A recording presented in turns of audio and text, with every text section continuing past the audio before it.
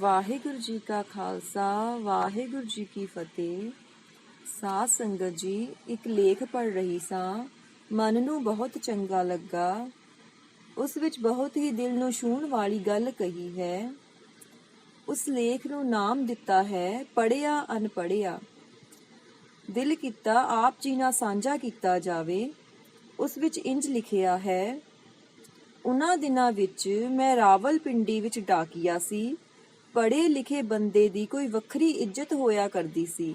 ਡਾਕੀਏ ਕੋਲੋਂ ਚਿੱਠੀ ਪੜ੍ਹਾਉਣ ਕਰਕੇ ਉਂਝ ਵੀ ਸਭ ਨਾਲ ਨਿੱਜੀ ਸਾਂਝ ਬਣ ਜਾਇਆ ਕਰਦੀ ਸੀ, ਕਿਉਂਕਿ ਚਿੱਠੀ ਵਿੱਚ ਵੀ ਨਿੱਜੀ ਗੱਲਾਂ ਹੁੰਦੀਆਂ ਸਨ। ਅਗਲਾ ਭਰੋਸਾ ਵੀ ਕਰਦਾ ਸੀ ਤੇ ਮੈਂ ਵੀ ਗੱਲ ਇੱਧਰ ਦੀ ਉੱਧਰ ਨਹੀਂ ਕਰਦਾ ਸੀ। ਖੈਰ, ਬਹੁਤ ਮਾਣ ਸੀ ਮੈਨੂੰ ਆਪਣੀ ਤੇ ਆਪਣੀ ਵਿਦਿਆ ਤੇ। ਪਰ ਇੱਕ ਚੰਗੀ ਆਦਤ ਇਹ ਵੀ ਸੀ ਕਿ ਮੈਂ ਗੁਰਬਾਣੀ ਸ਼ਬਦ ਕੀਰਤਨ ਦਾ ਰਸੀਆ ਵੀ ਬਹੁਤ ਸੀ। ਹੌਲੀ ਹੌਲੀ ਗੁਰਬਾਣੀ ਦੇ ਦੱਸੇ ਰਾਹ ਤੇ ਤੁਰਨ ਦੀ ਵੀ ਕੋਸ਼ਿਸ਼ ਕਰਦਾ ਸਾਂ। ਮੈਨੂੰ ਬਹੁਤਾ ਸਮਾਂ ਨਹੀਂ ਲੱਗਿਆ ਸੰਥਿਆ ਲੈਣ ਨੂੰ ਤੇ ਮੈਂ ਸ਼ੁੱਧ ਬਾਣੀ ਉਚਾਰਨ ਕਰਨ ਲੱਗ ਪਿਆ ਸਾਂ।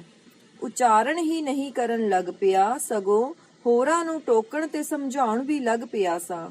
ਗੁਰਦੁਆਰਾ ਕਮੇਟੀ ਵਿੱਚ ਮੇਰੀ ਚੰਗੀ ਪੈਠ ਬਣ ਗਈ।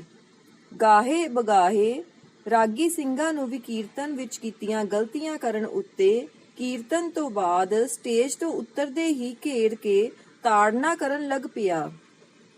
ਵਿਦਿਆ ਦਾ ਦਾਨ ਕੀ ਮਿਲਿਆ ਕਿ ਮੈਂ ਪੈਰ ਹੀ ਛੱਡ ਗਿਆ। ਅਸ਼ੁੱਧ ਪਾਠ ਕਰਨ ਵਾਲੇ ਨੂੰ ਮੈਂ ਬਹੁਤ ਨੀਵਾਂ ਸਮਝਣ ਲੱਗ ਪਿਆ। ਮੈਂ ਜਾਣਦਾ ਹੀ ਨਹੀਂ ਸੀ ਕਿ ਸ਼ੁੱਧ ਬਾਣੀ ਉਚਾਰਨ ਕਰਨਾ ਭਾਵੇਂ ਚੰਗੀ ਗੱਲ ਹੈ, ਬਹੁਤ ਸੋਹਣੀ ਗੱਲ ਹੈ, ਪਰ ਉਸ ਗਿਆਨ ਦੇ ਆਧਾਰ ਤੇ ਕਿਸੇ ਦਾ ਪ੍ਰੇਮ ਭਰਿਆ ਹਿਰਦਾ ਤੋੜਨਾ ਜਾਂ ਬੇਇੱਜ਼ਤ ਕਰਨਾ ਕਿਸੇ ਵੀ ਤਰ੍ਹਾਂ ਸਹੀ ਨਹੀਂ ਸੀ। ਅਤੇ ਮੈਂ ਭੁੱਲ ਗਿਆ ਸੀ ਕਿ ਗੁਰੂ ਸਾਹਿਬ ਤੋਂ ਬਿਨਾਂ ਐਸਾ ਕੋਈ ਵੀ ਨਹੀਂ ਹੈ ਜੋ 100% ਸਹੀ ਉਚਾਰਨ ਕਰਨ ਦਾ ਦਾਅਵਾ ਕਰ ਸਕੇ। ਮੈਂ ਨਹੀਂ ਯਾਦ ਰੱਖ ਸਕਿਆ ਕਿ ਪੜ੍ਹਿਆ ਮੂਰਖ ਆਖੀਏ ਜਿਸ ਲਵ ਲੋਭ ਅਹੰਕਾਰਾ। ਸਮਾਂ ਇੰਜ ਹੀ ਗੁਜ਼ਰਦਾ ਰਿਹਾ। ਮੇਰਾ ਅਖੜਪੁਣਾ ਵੱਧਦਾ ਗਿਆ। ਗੁਰਦੁਆਰੇ ਰਾਗੀ ਅਤੇ ਗ੍ਰੰਥੀ ਬਹੁਤ ਦੇਰ ਤੱਕ ਨਾ ਟਿਕਦੇ। ਇੱਕ ਦਿਨ ਮੈਂ ਇੱਕ ਗਰੀਬ ਗ੍ਰੰਥੀ ਸਿੰਘ ਨੂੰ ਉਸਦੀ ਕਿਸੇ ਛੋਟੀ ਜਿਹੀ ਗਲਤੀ ਕਰਕੇ ਖੜੇ ਪੈਰੀ ਗੁਰਦੁਆਰੇ ਚੋਂ ਪਰਿਵਾਰ ਸਮੇਤ ਕੱਢ ਦਿੱਤਾ। ਉਹ ਕੋਈ ਰੱਬ ਦਾ ਬਖਸ਼ਿਆ ਜੀ ਸੀ। ਮੱਥੇ ਵੱਟ ਨਹੀਂ ਪਾਇਆ ਤੇ ਜਾਂਦਾ ਹੋਇਆ ਵੀ ਮੇਰੇ ਲਈ ਦੁਆਵਾਂ ਕਰਦਾ ਗਿਆ ਕਿ ਵਾਹਿਗੁਰੂ ਸਹੀ ਰਾਹ ਦਿਖਾਵੇ, ਵਾਹਿਗੁਰੂ ਸੁਮਤ ਬਖਸ਼ੇ, ਵਾਹਿਗੁਰੂ ਪ੍ਰੇਮ ਦੀ ਕਣੀ ਝੋਲੀ ਪਾਵੇ। ਮੈਂ ਸਗੋਂ ਹੋਰ ਖਿਝ ਰਿਹਾ ਸਾਂ। ਉਹ ਸਬਰ ਵਾਲਾ ਸੀ, ਅਖੀਰ ਚਲਾ ਗਿਆ, ਪਰ ਉਹਦੀ ਦੁਆ ਮੈਨੂੰ ਲੱਗ ਗਈ। ਮੈਂ ਉਹਦੇ ਜਾਣ ਪਿੱਛੋਂ ਪਤਾ ਨਹੀਂ ਕਿਉਂ ਉਦਾਸ ਰਹਿਣ ਲੱਗ ਗਿਆ। ਅੱਗੇ ਇੰਜ ਕਦੇ ਨਹੀਂ ਸੀ ਹੋਇਆ। ਮੈਂ ਸੋਚਣ ਲੱਗ ਪਿਆ, ਮੈਂ ਕੈਸਾ ਧਰਮ ਕਮਾ ਰਿਹਾ ਹਾਂ। ਮੈਂ ਹੁਣ ਤੱਕ ਕੀ ਕਮਾਇਆ ਇਸ ਰਾਹ ਤੋਂ? ਮੈਂ ਇੰਨਾ ਖੁਸ਼ਕ ਕਿਉਂ ਹਾਂ, ਜਦੋਂ ਕਿ ਮੈਨੂੰ ਤਾਂ ਇੰਨੇ ਸਾਲਾਂ ਬਾਅਦ ਖੇੜੇ ਵਿੱਚ ਹੋਣਾ ਚਾਹੀਦਾ ਹੈ। ਉਹ ਗ੍ਰੰਥੀ ਸਿੰਘ ਤਾਂ ਖਰੇ ਪੈਰੀ ਕੱਢੇ ਜਾਣ ਦੇ ਬਾਵਜੂਦ ਵੀ ਖੇੜੇ ਅਤੇ ਸਬਰ ਸ਼ੁਕਰ ਚ ਕਿਉਂ ਸੀ? ਕਈ ਸਵਾਲ ਮੇਰੇ ਜ਼ਿਹਨ ਵਿੱਚ ਘੁੰਮ ਗਏ, ਪਰ ਸਮਝ ਨਾ ਲੱਗੀ ਕਿ ਬੁੱਧੀ ਆਪਣੀ ਥਾਂ ਤੇ ਪ੍ਰੇਮ ਆਪਣੀ ਥਾਂ। ਸਵਾਲਾਂ ਨੇ ਮੇਰਾ ਖਹਿੜਾ ਨਾ ਛੱਡਿਆ ਅਤੇ ਅਚਾਨਕ ਕਦੀ ਵੀ ਮੇਰੇ ਦਿਮਾਗ ਵਿੱਚ ਖੋਰੂ ਪਾਣ ਆ ਜਾਂਦੇ। ਖੈਰ, ਸਮਾਂ ਬੀਤਦਾ ਗਿਆ, ਪਰ ਮੈਨੂੰ ਸਮਝ ਨਾ ਲੱਗੀ ਕਿ ਮੈਂ ਕਿੱਥੇ ਗਲਤੀ ਕਰ ਰਿਹਾ। ਮੁਹੱਲੇ ਵਿੱਚ ਇੱਕ ਪੁਰਾਣਾ ਜਿਹਾ ਘਰ ਸੀ, ਜਿੱਥੇ ਇੱਕ ਬਜ਼ੁਰਗ ਜੋੜਾ ਰਹਿਣ ਆਇਆ ਸੀ। ਬਜ਼ੁਰਗ ਦਾ ਨਾਮ ਸੀ ਕਰਮੂਦੀਨ। ਉਸ ਦੇ ਨਾਮ ਦੀ ਮੈਂ ਕਦੀ-ਕਦੀ ਚਿੱਠੀ ਦੇਣ ਜਾਂਦਾ ਤਾਂ ਉਹਨਾਂ ਦੀ ਬਜ਼ੁਰਗ ਪਤਨੀ ਬਹੁਤ ਪਿਆਰ ਨਾਲ ਮਾਵਾਂ ਵਾਂਗ ਮਿਲਦੀ। ਉੱਥੇ ਇੱਕ ਪਾਸੇ ਆਲੇ ਵਿੱਚ ਦੀਵਾ ਪਿਆ ਹੁੰਦਾ, ਵਿਹੜੇ ਵਿੱਚ ਕੁਝ ਮੁਰਗੀਆਂ ਦਾਣਾ ਚੁਗ ਰਹੀਆਂ ਹੁੰਦੀਆਂ, ਪਰਾਂ ਇੱਕ ਬੱਕਰੀ ਬੰਨੀ ਹੁੰਦੀ। ਉੱਪਰ ਚਬੂਤਰੇ ਦੇ ਵਾਧਰੇ ਤੇ ਜੰਗਲੀ ਕਬੂਤਰ ਗੁਟਕ ਕਰ ਰਹੇ ਹੁੰਦੇ। ਬਜ਼ੁਰਗ ਕਦੀ ਪਵਿੱਤਰ ਕੁਰਾਨ ਲੈ ਕੇ ਬੈਠੇ ਹੁੰਦੇ ਤੇ ਕਦੀ ਹੋਰ ਧਾਰਮਿਕ ਪੁਸਤਕਾਂ, ਸ਼ਾਇਦ ਬਹੁਤ ਗਾਇਨ ਮੁਤਾਲਿਆ ਕਰ ਰਹੇ ਹੁੰਦੇ। ਉਹਨਾਂ ਦੀ ਪਤਨੀ ਮੈਨੂੰ ਕਦੀ ਵੀ ਬਿਨਾਂ ਕੁਝ ਖਵਾਏ ਜਾਣ ਨਾ ਦਿੰਦੀ, ਬਹੁਤ ਪਿਆਰ ਕਰਦੀ। ਉਮਰ ਦਰਾਜ਼ ਸੀ ਤੇ ਝੁਕ ਕੇ ਚਲਦੀ ਸੀ, ਬਹੁਤ ਹਸਮੁਖ ਸੀ।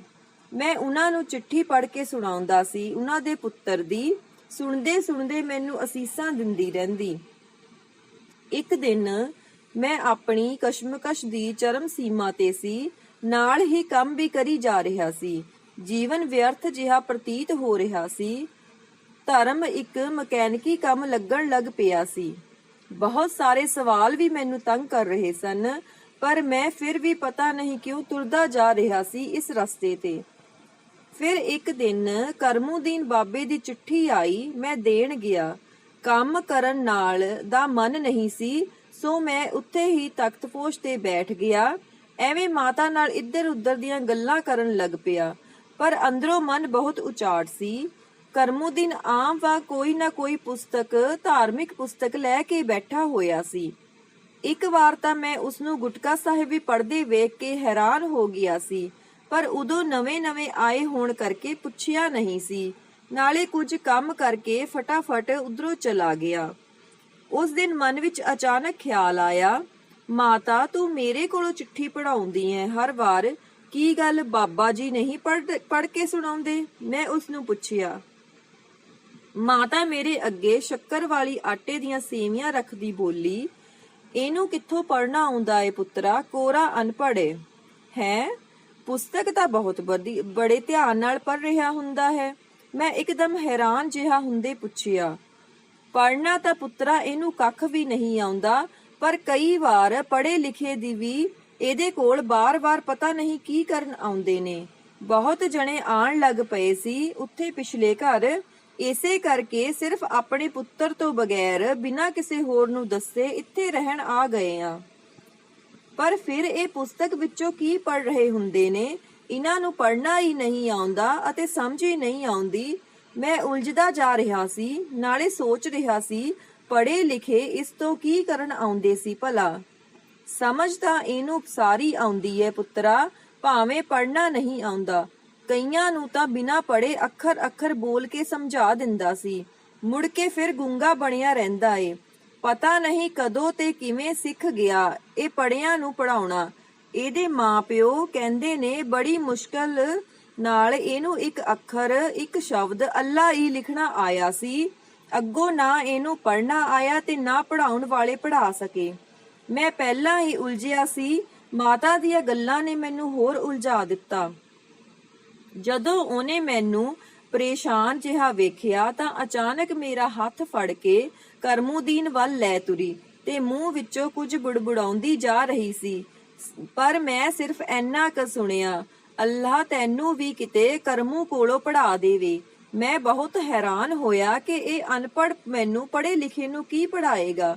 ਮੈਂ ਚਾਹੁੰਦੇ ਹੋਏ ਵੀ ਉਸ ਤੋਂ ਆਪਣੀ ਬਾਂਹ ਨਾ ਛੁਡਾ ਸਕਿਆ। ਉਸਨੇ ਮੈਨੂੰ ਕਰਮੂਦੀਨ ਦੇ ਅੱਗੇ ਨਿਆਣੇ ਵਾਂਗ ਬਿਠਾ ਦਿੱਤਾ। ਕਰਮੂਦੀਨ ਨੂੰ ਮੇਰੇ ਆਉਣ ਦਾ ਕੋਈ ਪਤਾ ਨਾ ਲੱਗਾ। ਉਹ ਅੱਖਰਾਂ ਤੇ ਉਂਗਲਾਂ ਫੇਰ ਰਿਹਾ ਸੀ ਤੇ ਕਦੀ-ਕਦੀ ਬੜੇ ਪ੍ਰੇਮ ਨਾਲ ਪੰਨੇ ਤੇ ਹੱਥ ਫੇਰਦਾ। ਅਚਾਨਕ ਉਸਨੇ ਸਿਰ ਉੱਪਰ ਚੁੱਕਿਆ ਤੇ ਮੇਰੇ ਵੱਲ ਹੈਰਾਨੀ ਨਾਲ ਵੇਖਿਆ। ਫਿਰ ਮਾਤਾ ਵੱਲ ਸਵਾਲੀਆ ਨਜ਼ਰਾਂ ਨਾਲ ਵੇਖਿਆ। ਮਾਤਾ ਨੇ ਬੇਨਤੀ ਦੇ ਲਹਿਜ਼ੇ ਵਿੱਚ ਮੇਰੇ ਵੱਲ ਇਸ਼ਾਰਾ ਕਰਕੇ ਸਿਰ ਹਿਲਾ ਕੇ ਕੁਝ ਕਰਨ ਲਈ ਕਿਹਾ। ਸਾਰੀ ਗੱਲ ਇਸ਼ਾਰੇ ਵਿੱਚ ਹੋਈ। ਸਭ ਕੁਝ ਮੌਨ ਸੀ, ਗਹਿਰਾ ਮੌਨ। ਕਰਮੂਦੀਨ ਨੇ ਨਾ ਜਹੀ ਵਿੱਚ ਹੌਲੀ ਜਿਹੇ ਸਿਰ ਹਿਲਾਇਆ। ਮਾਤਾ ਨੇ ਫਿਰ ਇਸ਼ਾਰੇ ਵਿੱਚ ਬੇਨਤੀ ਕੀਤੀ ਤਾਂ ਕਰਮੂਦੀਨ ਨੇ ਮੇਰੇ ਵੱਲ ਝੰਜੋੜ ਦੇਣ ਵਾਲੀ ਗਹਿਰੀ ਨਜ਼ਰ ਨਾਲ ਵੇਖਿਆ, ਜਿਵੇਂ ਮੇਰੇ ਅੰਦਰ ਝਾਤੀ ਮਾਰ ਰਿਹਾ ਹੋਵੇ। ਮੈਂ ਸਿਰਫ ਹੈਰਾਨ ਹੋ ਰਿਹਾ ਸੀ ਤੇ ਚਾਹੁੰਦੇ ਹੋਏ ਵੀ ਉੱਠ ਕੇ ਵਾਪਸ ਨਹੀਂ ਜਾ ਰਿਹਾ ਸੀ। ਕੁਝ ਪਲ ਮੇਰੇ ਮਸਤਕ ਵੱਲ ਵੇਖ ਕੇ, ਮਾਤਾ ਵੱਲ ਵੇਖ ਕੇ ਹਾਂ ਵਿੱਚ ਸਿਰ ਹਿਲਾਇਆ। ਮਾਤਾ ਦੇ ਚਿਹਰੇ ਤੇ ਖੇੜਾ ਆ ਗਿਆ। ਉਸ ਅਨਪੜ੍ਹ ਕਰਮੂਦੀਨ ਨੇ ਮੇਰੀ ਉਂਗਲ ਫੜੀ ਤਾਂ ਇੱਕ ਝਰਨਾਹਟ ਜਹੀ ਮੇਰੇ ਸਰੀਰ ਵਿੱਚ ਤਰੰਗਾਂ ਦੀ ਝੜੀ ਲਾ ਦਿੱਤੀ। ਮੇਰੀ ਉਂਗਲੀ ਪਵਿੱਤਰ ਪੁਸਤਕ ਤੇ ਰੱਖ ਕੇ ਫੇਰਦਾ ਹੋਇਆ ਬੜੇ ਅਥਾਹ ਪਿਆਰ ਭਰੇ ਭਿੱਜੇ ਬੋਲਾਂ ਨਾਲ, ਹੌਲੀ-ਹੌਲੀ ਕੰਬਦੇ ਬੁੱਲਾਂ ਨਾਲ ਕਹਿਣ ਲੱਗਾ, ਇਹ ਵੀ ਮੇਰੇ ਅੱਲਾ ਕੀ ਬਾਤ ਹੈ, ਇਹ ਵੀ ਮੇਰੇ ਅੱਲਾ ਦੀ ਬਾਤ ਹੈ। ਇਹ ਵੀ ਬੋਲ ਮੇਰੇ ਪਿਆਰੇ ਦੇ ਲਿਖੇ ਹੋਏ ਨੇ। ਪੰਨੇ ਪਰਤਦਾ ਹੋਇਆ ਕੰਬਦੇ ਹੱਥਾਂ ਨਾਲ ਪਿਆਰ ਵਿੱਚ ਅੱਖਰਾਂ ਨੂੰ ਸਹਿਲਾਉਂਦੇ ਹੋਏ ਬੋਲਦਾ ਗਿਆ। ਇਹ ਬੋਲ ਵੀ ਕਦੀ ਮੇਰੇ ਪਿਆਰੇ ਦੇ ਸੋਹਣੇ ਮੁਖੋਂ ਨਿਕਲੇ ਸੀ। ਹਾਏ, ਇਹ ਬੋਲ ਵੀ ਮੇਰੇ ਪਿਆਰੇ ਦੇ ਨੇ। ਤੇ ਸਾਡੇ ਦੋਵਾਂ ਦੀਆਂ ਅੱਖਾਂ ਚੋਂ ਜਾਰੋ-ਜਾਰ ਹੰਝੂ ਡਿੱਗਣ ਲੱਗੇ। ਮੈਂ ਅੱਖਰਾਂ ਤੋਂ ਅੱਗੇ ਭਾਵਨਾ ਦੇ ਦੇਸ਼ ਵਿੱਚ ਪੁੱਜ ਗਿਆ ਸੀ। ਦਿਮਾਗੀ ਗਿਆਨ ਬੜਾ ਪਿੱਛੇ ਕਿਤੇ ਗੁੰਮ ਹੋ ਗਿਆ ਸੀ। ਆਨੰਦ ਹੀ ਆਨੰਦ 'ਚ ਭਿੱਜਿਆ। ਪਤਾ ਨਹੀਂ ਕਿਵੇਂ ਮੈਂ ਸੁਣ ਅਤੇ ਸਵਾਦ ਵਿੱਚ ਗੁੜੁੰਦ ਹੋਇਆ ਉੱਥੋਂ ਉੱਠ ਕੇ ਘਰ ਆਇਆ। ਪਰ ਉਸ ਤੋਂ ਬਾਅਦ ਸਾਰੀ ਉਮਰ ਮੈਂ ਬਾਣੀ ਦੀ ਆਵਾਜ਼ ਕੰਨੀ ਪੈਂਦਿਆਂ ਹੀ ਗੁਰੂ ਨਾਲ ਜੁੜ ਜਾਣਾ, ਆਪਣੇ ਪਿਆਰੇ ਗੁਰੂ ਨਾਲ ਜੁੜ ਜਾਣਾ ਅਤੇ ਜੇ ਕਿਸੇ ਨੂੰ ਸਮਝਾਉਣਾ ਵੀ ਪਵੇ ਤਾਂ ਬੜੇ ਪਿਆਰ ਨਾਲ ਹੱਥ ਜੋੜ ਕੇ ਨਿਮਰਤਾ ਸਹਿਤ ਸਮਝਾਉਣਾ। ਭਾਵੇਂ ਅਗਲਾ ਫਿਰ ਵੀ ਕਿੰਨੀ ਵਾਰ ਗਲਤੀ ਕਰੇ, ਮੈਂ ਸਗੋਂ ਹੋਰ ਆਨੰਦ ਨਾਲ ਦੁਬਾਰਾ ਸਮਝਾ ਦੇਣਾ। ਹਾਂ, ਕਿਉਂਕਿ ਉਸ ਭਲੇ ਪੁਰਖ ਅਨਪੜ੍ਹ ਕਰਮੂਦੀਨ ਦੀ ਬਦੌਲਤ ਮੈਂ ਹੁਣ ਅੱਖਰਾਂ ਤੋਂ ਅੱਗੇ ਉਸ ਅੱਖਰਾਂ ਦੇ ਸਿਰਜਣਹਾਰੇ ਨਾਲ ਜੁੜਿਆ ਹੁੰਦਾ ਹਾਂ। ਜਿਵੇਂ ਹੀ ਕਿਹਾ ਗਿਆ ਹੈ, ਜੋ ਪ੍ਰਾਣੀ ਗੋਬਿੰਦ ਧਿਆਵੇ, ਪੜ੍ਹਿਆ ਅਨਪੜ੍ਹਿਆ ਪਰਮ ਗਤ ਪਾਵੇ। ਵਾਹਿਗੁਰੂ ਜੀ ਕਾ ਖਾਲਸਾ।